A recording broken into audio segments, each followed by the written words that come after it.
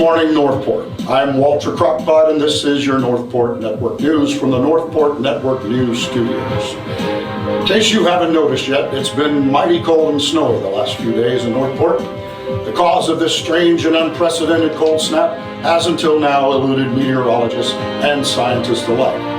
But in breaking news, we believe we may have isolated and identified a possible cause. It is reported by his colleagues that several weeks ago, a very popular teacher of the year at Northport High School may have uttered the words, and I quote, "It will be a cold, snowy day before we have 2 Pride sessions in the same month."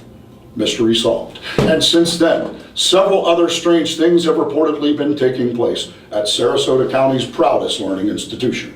For more on this, we'll go live to some of our best reporters who are on the scene at Northport High. We'll begin with Ross Perod outside the high school. Ross, what are you seeing? Well, Walter, it is definitely cold and snowy out here, that's for sure. It's so cold, the fire hydrants are begging dogs to visit them.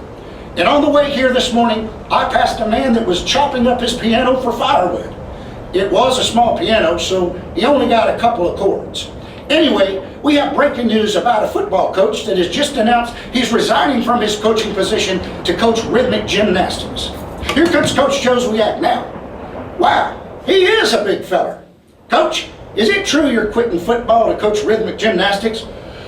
Well, yes, it is, Ross. Coaching rhythmic gymnastics has always been a dream of mine. Back to you, Walter. Among the strange occurrences being reported at the school, Mrs. King and Miss Jean were seen slowly strolling down the back parking lot.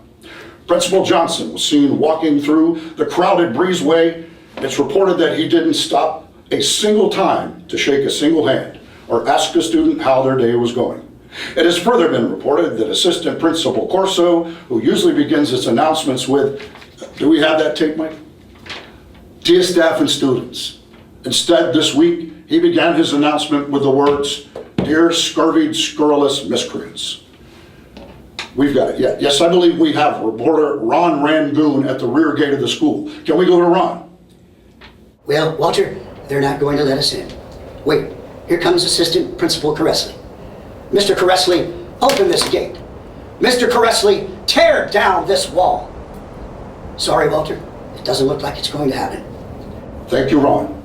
In another development, Assistant Principal Ryan Shirley is reportedly changing his name to Ryan Maybe.